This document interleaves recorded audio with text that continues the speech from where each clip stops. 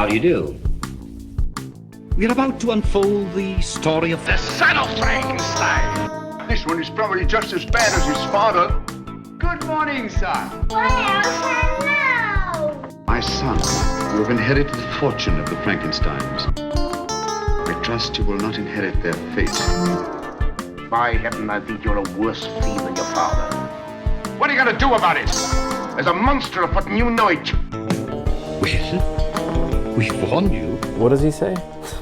You've been warned. You've been warned. Welcome back to Frankenstein Minute, the podcast that dissects the Universal Frankenstein film series minute by minute. I'm Bill Evenson. I can get like cue cards, like a Brando thing, if that'll help you. That would be really, and you just wear, can wear it on my what shirt. Brando did in The Godfather and get a post-it note and put it on your forehead that says fuck you. Yeah, I'll do that. And I'm Thom Lang, and you join us for minute 55. I get a fuck you t-shirt. Just wear that every week, every time we record until you're like, you know, I don't know if Bill likes me.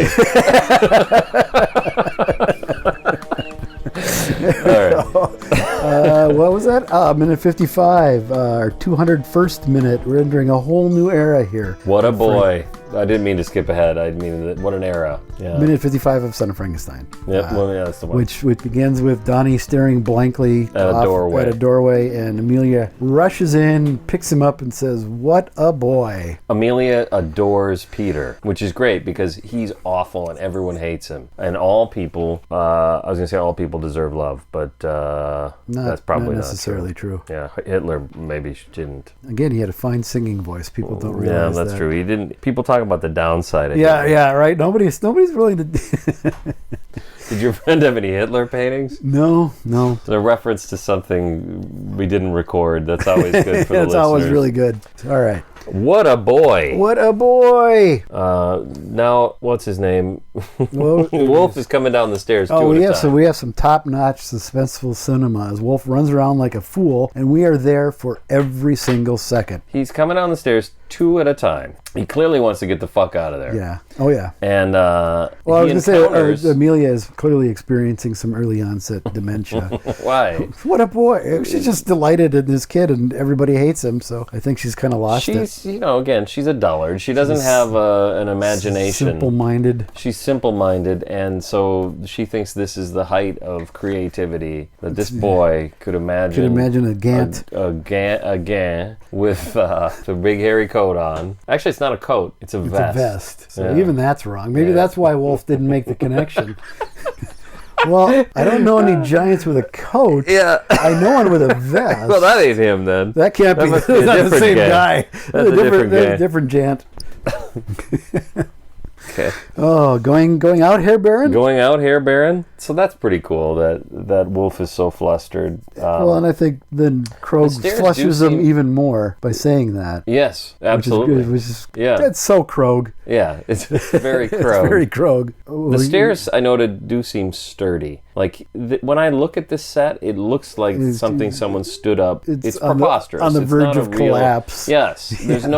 We're not pretending that this is a real physical space. It looks like a nightmare. And that's where Peter has to go to sleep. That's why we refer to it as Caligari-esque. So yeah. But he's taking them stairs two at a time, and it seems perfectly. It seems like it's sturdy. The technicians that put this up, the scenic shop at Universal, they did their jobs. Yeah, the scenic shop? Is that what? Yeah. You used to make stuff like this, right, or no? Yeah. Is that what were you called? Were you a carpenter? Oh, I mean, then you break that down into different categories. Okay, so this would be carpentry. You were more... Probably, yeah. I was more like props and things like that. Yeah. All right. Good carpentry. Yes. I just remembered a thing. I mean, the lamest fucking excuse. I like it. It's good because he's clearly lost. Yeah, well, you can't argue with someone who says that. I just remembered a thing I have to check. It's the perfect excuse to get out of anything. What is someone going to say? What thing? What thing? It's none of your business. I got a thing. You know what I mean? I've got a thing I have to check. This shot at the bottom of the stairs is used in the comic book version. And in the comic book version, everything's different. Everything's skewed. Everything's weird. Yeah. Yeah, but it's this shot. They chose that shot of these two guys talking to each other, and at that point, Krogh says, Benson's been killed, or something. Like, the whole story is always off by just a bit. It's got to be so collapsed. It's like nobody can remember. No, I mean, true. it's collapsed into, what, 6 pages or whatever it is? True. So if you want to get all the good Peter stuff in, yeah, you got to collapse some of the all plot. the rest of it.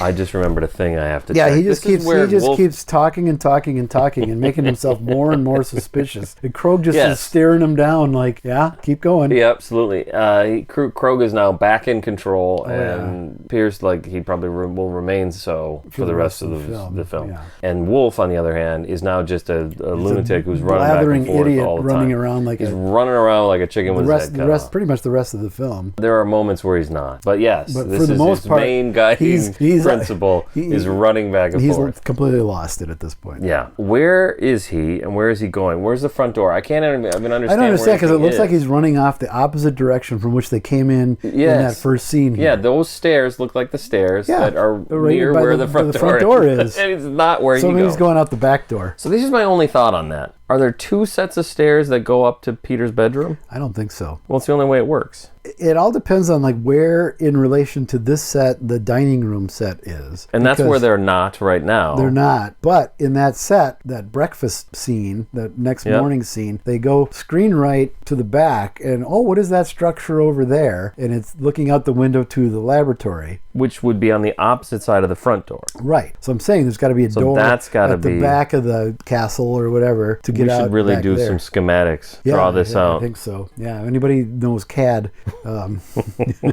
Well, I don't know CAD, but I'm sure we could whip something up in Visio. Yes. So Wolf goes and enters the lab. Well, he goes running out, and Krogh just sort of gives him the evil eye as he's... Yeah, there's a long hold on Krogh. Krogh is like, yep, I got him. Yep. Yeah, that's great. Yeah. I like that the movie does that there. And then we cut to Wolf entering the lab. Yep. And he immediately bursts into flames because it's 800 degrees in there.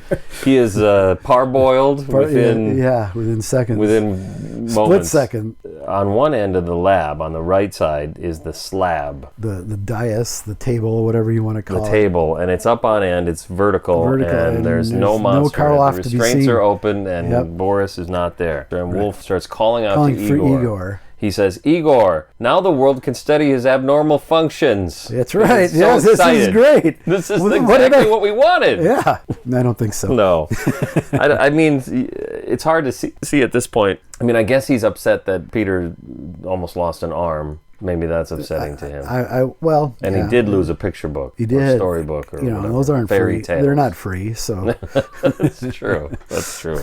And then he runs over to the big door that Igor, with a little bit of effort, pulled open, and he budges it about 1.5 inches. I like that. So Igor. I don't know what it says about Wolf, but it says that Igor is strong. Yeah, it's a nice bit. It's a nice touch. Yeah, calls it back, and I don't think we ever see it again. I suppose. That Igor is like a no. That anybody going in and out of that door. I don't think we see it again. Do we? It's a good point. There's a lot of runaround in this movie. There's so much chasing around after nothing that it's hard. But I don't think they go that way. We learn of yet another way to get in and out of this area. Yep. Right when it starts to move, he gives up. Yeah. That's Wolf. And I think actually that is so Wolf. It is. He just did it 2 weeks ago. Yeah. Or 5 weeks ago. I can't possibly open this door. Possibly open this door. It's no use. I've done all I can, Igor. This wall will never move. Never open again. Exactly. Yep, that's very Wolf. So then... behind him is a table full of glass beakers with liquid in them and potions and stuff. And I just picture it would be really hilarious if, as he's pulling on this, if he were to let go and go flying into the beakers. Shit flying glass everywhere. Do put that music on it again. We're doing the slapstick version. Like, puncturing Wolf would be perfect, literally, and puncturing his, his ego. His ego. Yes, definitely. Yeah, so then he moves that table. He should be in one of an Abbott or a Bud Abbott, Lou Costello, Meet Frankenstein. Yeah. That would be kind of a nice way to puncture him. Yes. Is to have him Or cast Peter Sellers, like I said. Well, that's true too. With today's technology, we could put We Peter could do it. Sellers That's in what the we'll film. have to do. So it cuts to a wider shot. And I think he may have been pulling on the door longer, but there's an immediate cut. He pulls it, it budges a little bit, and there's an immediate cut to a wider shot of him letting go of that chain and then doing some more running around. So it might have had more footage of him struggling with the door that, for once, Lee spared us that pain. And what makes you say that? Is it when Because he it's such cuts an odd, to the what? it's such an Is odd, this cut. odd Okay. cut. It's Okay. not quite in continuity. It's not like the wall is more open, or is it more closed? You can't really tell. Can't really tell. I tried to see, but you can't really tell. But it's the way the edit happens and the way he moves gives the impression that a little bit of it was trimmed out, which is fine. Which is The- obviously the good. less, yeah. I mean, as the music has told us, this is a very exciting and important scene. an important moment in Wolf's And life. in that wide shot that it cuts to, we see that circular door in the floor that we saw before. Is it ovular? No, I think it's a circle. I'm just kidding. Not Did you ovular. see the trial? No. That's the first scene of the trial. There's a big thing in that's the right, floor that's right, just that's like this. That's right. And they write down it's ovular, and he says, "Don't write down ovular. That's not a word. Why don't you want us to write ovular?" Anyway, I like the trial. That's true. At least one of our listeners does not like Who's that? Steiner. Oh, He turned it off he within seconds. Oh, did he really? He's disgusted by the trial. So we see that trap door or whatever. The table is kind of partially on it, so Wolf pushes it aside. And you can see all the liquid We could sloshing just around. sloshing around and just waiting for something to spill. And That would tip be great. over. It never It's probably happens. taped down. This is Yeah, a Lee so- production. He's he's not got the taking any- eyes are dotted. Obviously, there's nothing left to chance in this film. I really do feel that way. I feel honestly. Except for the performances, maybe. Yeah. Okay. At least one of the performances leaves a little bit to be desired. Yeah. So he moves the table off, and then we get to see him struggling with pulling the block and tackle down, and the minute ends. So there's a hook on the end of it. Yeah. Does we just call that a hook? Yeah, I guess. I mean, what else would it be? I don't know. And yeah, we watch him pull on it for like 5-10 seconds. Yeah, for a but, while. But that's not the end. But the music, no. The music is Come telling back us next that this week. is a really important thing that he's doing. Really exciting. One thing I do like about this is, Wolf can't immediately find Igor. He can't open the wall. The slab is empty. He's gotten himself mixed up in something that's gotten out of his control. Yeah, he's in over his head. He's in over his head. He's like the guy in Fargo who thinks he knows what he's doing. You know what I'm talking about? William H. Macy's character. Yeah. This has gotten out of control, and he's panicked. He's in a complete panic. And the music reflects that. I don't know. That's what makes it exciting, is Wolf is panicked. I guess. I don't know if exciting is necessarily the word, but yeah. But it's working overtime. I mean, Salter and Skinner are earning their paycheck for sure. Yeah. Pushing this music as hard as they can. Because here's some footage of a guy bumbling around to really no great effect. Well, that is what he's doing. Yeah. I mean, like that's it. That is how it's written. Yes. Yeah. Yes. There you go. All right. We did it. We got through It's that. time to get a puppy. Let's go Let's pick go up get the it. Let's puppy. go get that Let's go puppy. get Eddie. Yep. So I was at a party, and a friend of mine goes, hey, that's Chris Mars. So I went over there, and I said, hey, is your name Chris? And he said, yeah. And I said, I think you know my Uncle John, because they went to high school together, and we just talked about that. We didn't talk about the Replacements or his art or anything. Yeah. I tried to talk to Paul Westerberg at a record release party, and he was too drunk to form coherent sentences, so there was that. So you did talk to him, I did talk to him. and then you gave up on him. Well, I was... You were like, this isn't worth it. No, because I was quite Drunk too? inebriated as Oh, well. okay, So I see. Well, I that think could be a thing. neither of us were quite connecting what we were thinking to what we were saying. We should he do was a very- whole he was bonus very- episode on the Replacements. Yeah, I mean, we could go back to seeing him at 7th Street Entry. I never when- met Slim Dunlap. He was there. I saw him. Okay. Because, everybody at this release party wants to talk to them. So I suppose that's true. Did you see the reunion tour in 2014? No, I was in Chicago when that happened. They didn't go to Chicago? Not the days that I were there, Oh, okay. no. No, like the thing I Saturday, remember about it was, the Saturday I was there was the Saturday they played here. Okay, the thing I remember about it is Westerberg started wearing a T-shirt with a number on it, and the number was how many shows were left, because he clearly hated doing it. It was, Something happened. He gave every interview that he gave between the end of the Replacements and that reunion tour was that he and Tommy were good friends and got along great, and one day we'll do something together. Yeah. And I don't feel like that's true anymore. I think they killed it. They did record some songs. Yeah, they did It was that. That's true, yeah. That songs for Slim to help. Yeah, and it was help fine. offset his medical bills. And yeah, they were fine. But I think that's probably the last thing that we'll get. Yeah, I mean, I don't know. Who knows? I can't. Things change. I say that, and I would have said the retrospective thing they did and some skits for their, I don't know what anniversary it was, 30th maybe, Monty Python, that would have been their last thing. And then they ended up doing something in 2015 or whenever that was, the live show. The big reunion, yeah. So, you never say never, I guess. But I think that's now true. with two of them gone, I doubt we'll get... That Monty Python? Monty Python is... Well, it's like, they just won't call it that anymore. You and I went to a concert that was called The Monkees, more or less, and I felt like it was a Monkees experience. Yeah. And there was just two of them left, right. And they were in a group the day they became a group. So it really did, it doesn't matter that much. Right. If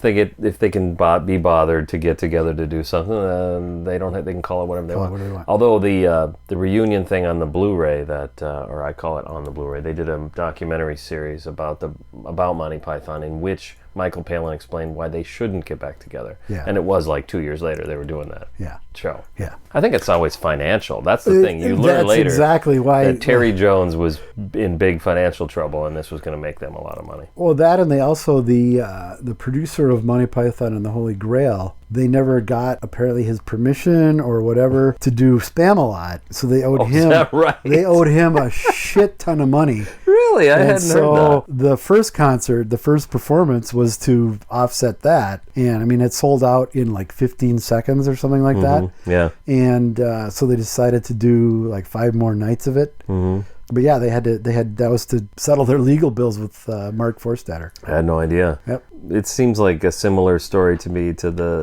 learning what led up to the Beatles anthology. Oh, yeah. Like George Harrison in the 10 years before that, or 8 of those 10 years, he was just deflecting. Yeah. Like, Paul likes to talk about that maybe we'll get together and do something, but it's not going to happen. I hate that fucking guy. And then the guy who made Life of Brian, his film company, John Goldstone? No, I don't feel like that's the name. What was his name? There's a movie Handmade about Films, it. yeah. Handmade Films, yeah. An Accidental Studio is a documentary about it. Are you sure it's not? Yeah, I would have thought I'd know the name. It's possible, I guess. But maybe it is. Because he was Harrison's business manager. But then that must be him then. I must just not know the name. What the hell am I looking at? Sorry. But I'm typing what I'm saying, not what I meant to look up. So, don't mind me. These reunions sometimes are when they finally get together. You think, oh, that's nice. They've patched things up. Yeah, not necessarily. Yeah, there's often a very big financial incentive. Yeah, absolutely. Well, I wonder now, because the day we're recording this last night, New Kids in the Hall episodes appeared. Well, that's right. Did you watch it? No, not yet. No. So I'm wondering what the impetus behind that was. I'm sure it was just Amazon waving a huge check at them. I gotta think so. Not to denigrate. I saw one review that said it was really good. I don't doubt it. And then they spoiled the opening sketch, which when you don't make something for that long, it's like the Mr. Show reunion. Do you remember Dennis O'Brien? Dennis O'Brien, yes, exactly, yeah. And then that's the other sad thing about George Harrison is he sued Dennis O'Brien for $25 million, won, but was never able to collect. No, not able to collect. But I assume that his estate. I think that his estate maybe has, yeah. I don't know. Anyway, I don't think the Replacements are doing a show at the O2. No. Follow us on Patreon. Patreon. We got like 20 minutes of us babbling about nothing. Yeah, you didn't hit stop, so I kept going. Yeah, all right. Bye, everybody. How long total was that? 25 minutes. Oh. 5 minutes of Frankenstein and 20 about Replacements, Monty Python, Beatles. The usual suspects. Yeah, kind of.